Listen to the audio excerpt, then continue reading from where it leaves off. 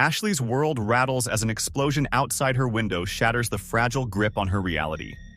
Her cherished clock, a symbol of connection and stability, crashes to the floor, its glass face broken. Through the chaos, the steady tick-tock of the clock stubbornly persists. Suddenly, a voice from outside screams, "Sarge!" Ashley stands quietly in her apartment, holding her damaged clock as its tick-tock fills the silence around her. She notes the chaos outside. Another day of war zones and strange apocalypses overlapping like bad weather. A fiery explosion rocks the street below, flipping a car and sending armed soldiers scrambling, but Ashley barely flinches. With weary eyes, she admits she's lost track of time and logic in a world that changes week to week. She clutches her broken clock as more destruction erupts outside. Fires blaze, soldiers fall, and a deadly robot unleashes chaos in the street. Her thoughts drift to the past. A virus that wiped out most of humanity, wild overgrowth, and an ice age that may or may not have happened last winter. Watching the madness unfold from her window, she's lost all sense of sequence. As she calmly steps outside, unbothered by the nearby gunfire and screaming machines, she sums it up with a quiet resignation. Like I said, I can't keep track. Outside Ashley's apartment, chaos turns out to be a movie set. Cameras rolling, a robot battling a stuntman, and a director shouting for the perfect shot. Ashley's phone buzzes with a surreal warning about atypical temporal phenomena and the need to protect yourself, but she barely reacts. She strolls straight through the scene, ignoring the confusion and drawing the fury of the director, who yells about ruining the take. Ashley brushes it off with a deadpan need to get to work, while the director rants about unpaid extras and artistic vision. She just shrugs. It's hard to care when disaster and fiction blend together every day. Ashley's clash with the film crew over her broken clock and the chaos outside continues, but they dismiss her concerns in the name of art and verisimilitude. The tension eases when Mr. Suleiman, the neighborhood store owner, steps in and scolds the crew, explaining how the constant explosions stir up painful memories from his past. Ashley's narration reflects on his trauma and the resilience it took to rebuild his life and bring his family to safety. The film crew brushes off the complaints, offering a poster instead of empathy. Ashley calls their bluff silently, knowing full well they don't really care. A flashy ad for yet another post-apocalyptic action film shows on the back of the bus, and she reflects on how the world's real horrors haven't stopped the industry from cashing in. Her father's words echo in her head. There's always someone making money on the end of the world. A new alert pings her phone. Another atypical temporal phenomenon, just another day.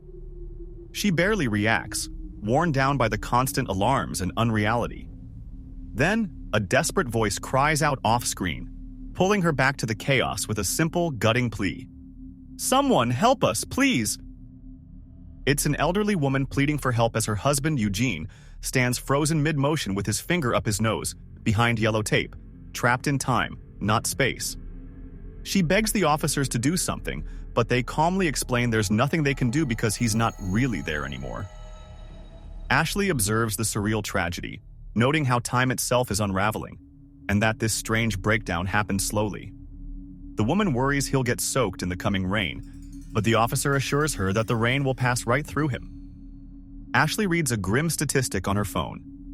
1 in 5 people now experience some kind of time distortion. Around her, reality fractures further. There are suddenly 2 versions of herself. A caveman wanders the street, and armored knights appear as if dropped in from another era. Everything is jumbled, timelines bleeding into each other. Ashley's narration drives it home. Time isn't just acting strange, it's falling apart completely. She walks through the park and witnesses a horrifying twist of time. An elderly man collapses and, in a surreal instant, a newborn baby bursts from his chest. The normal flow of life, birth, aging, death, has unraveled, now happening out of order. A woman holds the newborn in shock, while the man's lifeless body lies behind her. Ashley reflects on how everyone experiences time's collapse differently. For some, it's chaos, and for others, it's like nothing ever changed. Off-panel, someone screams out in distress, "Gone! All gone!" She passes a disheveled man ranting on the sidewalk, clutching a cardboard sign and babbling about lost futures and cosmic calamities. She thinks to herself that more people like him are appearing, prophets of doom, shouting about incomprehensible timelines and irreversible change. The ranting man grabs her, raving about plasma beams and crisis without end, as panicked thoughts and surreal warnings blur with reality. Her narrative says politicians and celebrities try to reassure the public, claiming these figures only represent one of infinite possible futures, so no need to worry. But as Ashley pulls away, her narration drips with irony. We're already saved. She shows up for work, only to be told by her confused manager that her name isn't in the system, despite having worked there for 10 years. She walks away, guessing the office must have shifted into a version of reality where she never existed. It's not the first time something like this has happened. Holding her broken clock, she shrugs off the absurdity with dry acceptance. At least she gets the day off, without pay. Ashley brings her broken clock to a clock hobbyist, hoping he might be able to fix it. The old man listens as she explains its sentimental value.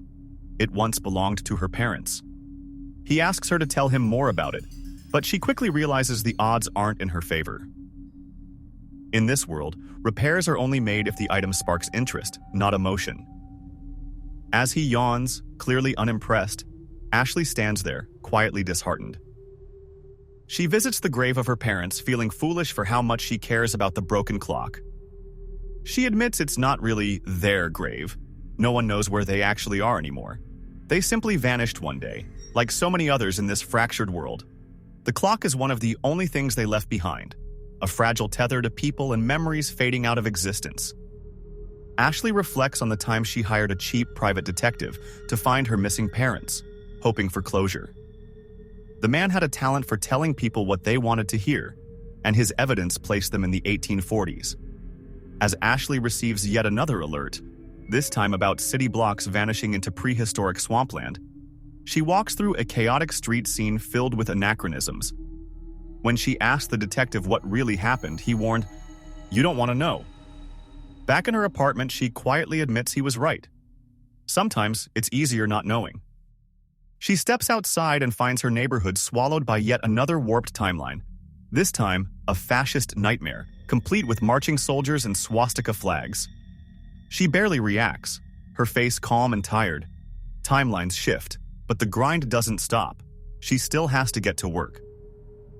Film crews shoot yet another scene nearby, blurring fiction and reality once again. As she walks past a row of porta potties, a quiet, pained sob catches her attention. She checks on the sobbing man in a Nazi uniform, who turns out to be an actor overwhelmed by the role he's been given.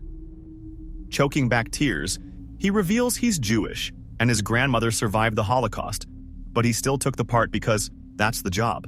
He tries to brush it off, saying it's silly, just a gig, though his face betrays him. As he cries on her shoulder, she notes he's being famously method, and sarcastically says she doesn't even want to know what he's like between takes. She visits another clock hobbyist, pleading with him to fix her broken clock, insisting it must be worth his time. He listens patiently, but challenges her story, pointing out it sounds like something from Back to the Future. When she doubles down, saying the clock truly matters to her, he coldly tells her to return with something original next time. Before she leaves, he adds one last jab. He didn't believe her delivery for a minute. Ashley sits alone at a bar, surrounded by a surreal mix of people, robots, movie extras, and cheerful patrons, trying to unwind in the middle of a fractured world. She asks herself, "Ever hear of verisimilitude?" She answers, "Yeah." Holding her drink, she repeats the words to herself, a quiet nod to the absurd reality around her. She sits at the bar, overwhelmed by nonstop alerts about temporal chaos, while reflecting on her parents who have been gone for a year. A stranger tries to flirt, but she politely shuts him down, lost in her own spiral. She admits she can't bring herself to go home. Not if it means walking past the movie set again, pretending everything is normal. So instead, with a bitter edge, she says she'll just sit, drink, and scroll through the end of the world. On her way home, Ashley trudges through the city streets, trying to keep her balance as the ground shakes violently beneath her. She compares the shaking to a 9.0 on the Richter scale. Just another day, she tells herself. Her phone buzzes with a warning. ATP in your area? Caution. Weaving through overturned cars and rubble, she pushes forward, unfazed but alert. Then something catches her attention and she pauses, staring ahead with wide, uneasy eyes. She stops in her tracks, staring at a massive, gaping hole that has split the street wide open in front of her. The destruction is sudden and surreal, the road simply ending in a vast, dark void. She stands at the edge, small and uncertain, holding her purse and phone, questioning what she's seeing is real. Ashley closes her eyes, takes a breath, and steps forward, arms outstretched like she's ready to fly. In a quiet, almost peaceful motion, she leaps into the air, preparing to dive into the crater, letting herself fall into the unknown. It's a leap not just from the street, but from the unbearable weight of everything unraveling.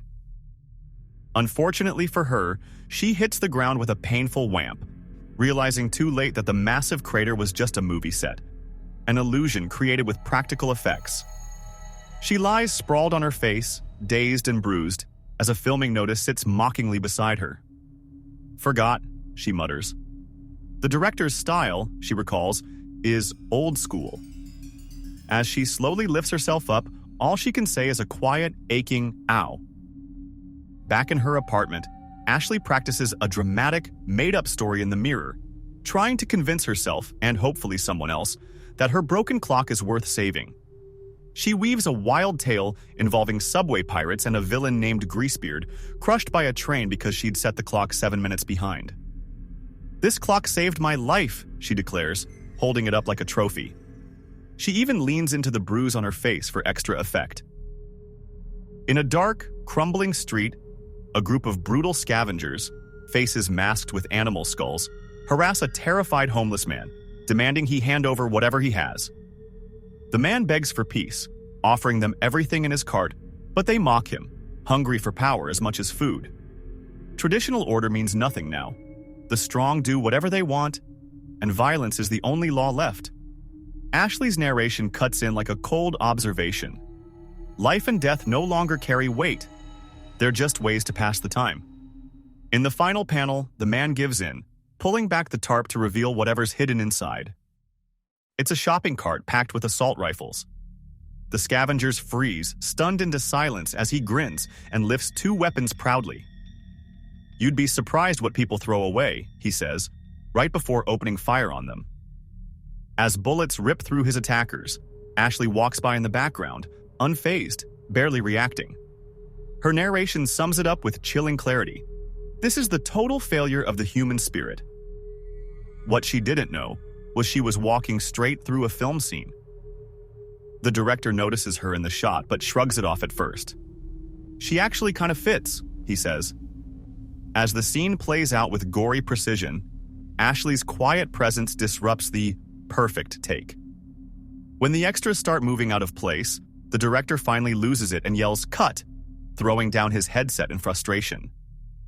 Meanwhile, Ashley walks on, unfazed, musing on how they just keep resetting the horror and doing it all over again.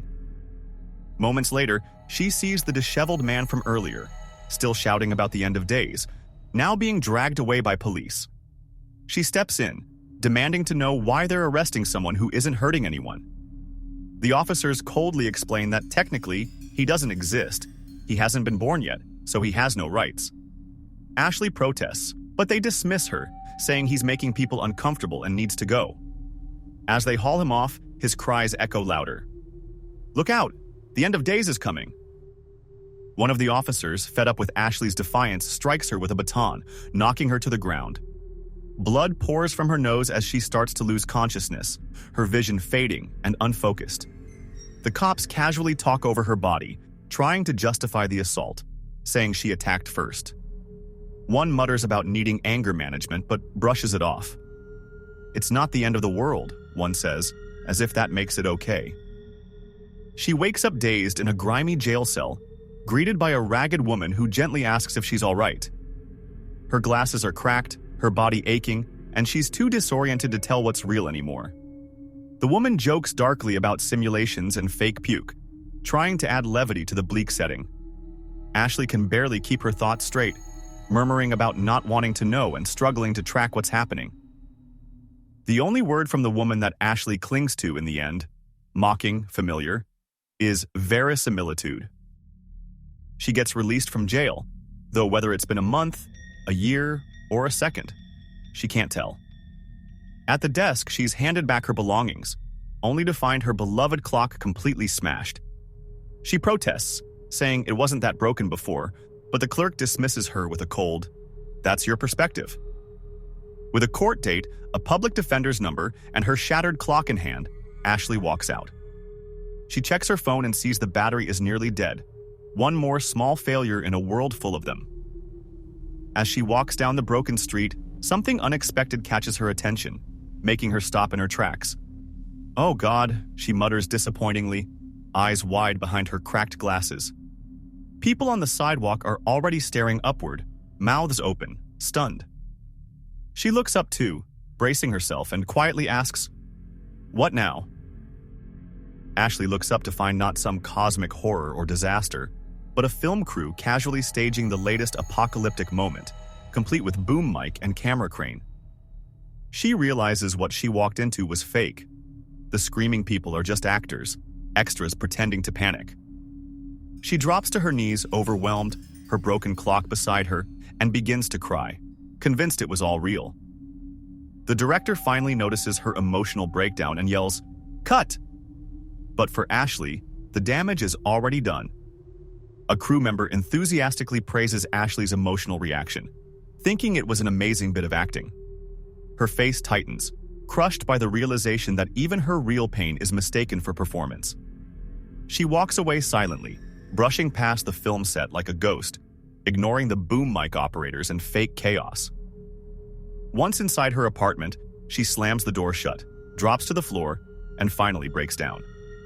Her sobs echo the weight of everything she's been holding in. Ashley lies in bed, broken glasses still on her face, her shattered clock beside her. She drifts into a deep sleep as time stretches, compresses, and loses meaning entirely. Time passes, she thinks, or maybe it doesn't. Then suddenly, without warning, an explosion outside shatters the quiet once again. She storms to the window, fed up with the relentless chaos. Frustrated and cynical, she mutters about the illusion of progress and the false promise that things will improve. The blast seems to shatter any last shred of hope, pushing her past her limit. Furious, she bolts down the stairs ready to confront whoever's responsible. At the door, she pauses, gathering herself, her anger simmering. Ashley steps outside and is met with complete madness. Flaming wreckage, laser blasts, soldiers, aliens, a giant kraken erupting from the street, a massive pterodactyl soaring in the air, the very ground she's standing on appearing as if it's floating in space. Everything is clashing all at once, like every genre of disaster crammed into one scene. In the middle of it, she stands stunned, noting with dry sarcasm that it's World War III or IV out there today. Ashley charges into the chaos, demanding to see the director, but Mr. Suleiman suddenly appears from the rubble, shouting at her to run. He tries to warn her that it's not safe, urging her to get back inside. Ignoring the danger around him, he rushes toward her through the flames and wreckage. She watches in horror as Mr. Suleiman is instantly killed by a massive explosion, his head blown apart. In the silence that follows, she stands stunned, surrounded by smoke, staring down at a bloodied chunk of his remains. Slowly, she kneels and picks it up with trembling hands. Her phone buzzes again, piercing the quiet, just as she begins to whisper, "Verisimilitude." Ashley, overwhelmed and dazed, realizes in a panic that there are no cameras or lights, no film crew, no movie set. Everything around her is real. Explosions rage, people are slaughtered, and chaos unfolds with a terrifying finality. She watches in stunned disbelief as the line between fiction and reality completely disappears, and the world tears itself apart. She's bloodied, barely lifting herself from the rubble after being thrown by a violent explosion. The world around her is in ruins, buildings leveled, fires smoldering, ash in the air. She's completely alone in the devastation. The only sound is her phone endlessly dinging with yet another ATP alert.